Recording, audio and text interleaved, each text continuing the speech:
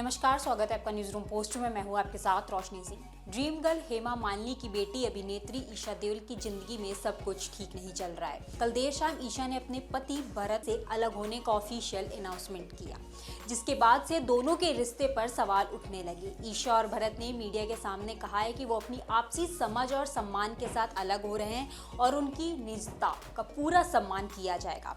बता दें कि कपल ने साल 2012 में शादी की थी। बीते काफी समय से दोनों के रिश्ते में करवाहट थी।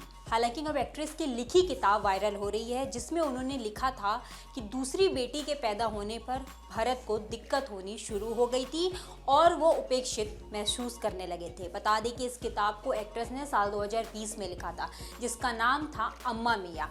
इस पेरेंटिंग बुक में ईशा ने लिखा था, जब हमारा दूसरा बच्चा हुआ तो मुझे महसूस हुआ कि भरत मुझसे चिड़चिड़े और परेशान रहने लगे हैं। उस वक्त मुझे लगा कि मैं उनके लिए समय नहीं निकाल पा रही हूँ, शायद इसलिए ऐसा हो रहा हो।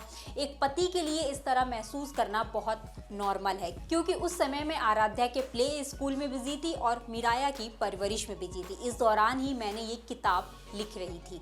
एक्ट्रेस ने आगे लिखा कि उस वक्त भरत मुझे कुछ काम के लिए भी कहते थे तो मेरे वो दिमाग से निकल जाता था। वो लंच में क्या लेकर जा रहे हैं ये तक मुझे नहीं पता होता था। ईशा ने भरत के साथ आखिरी बार तस्वीर अपनी एनिवर्सरी पर पोस्ट की थी। ये तस्वीर एक ब्लैक एंड व्हाइट तस्वीर थी। इसके कैप्शन में लिखा था, अनंत काल तक बनाए रखने के लिए। फिलहाल अब दोनों एक साथ नहीं है। इसके अलावा दोनों आखिरी बार एक बार हेमा मालिनी की जन्मदिन पार्टी में भी स्पॉट हुए थे।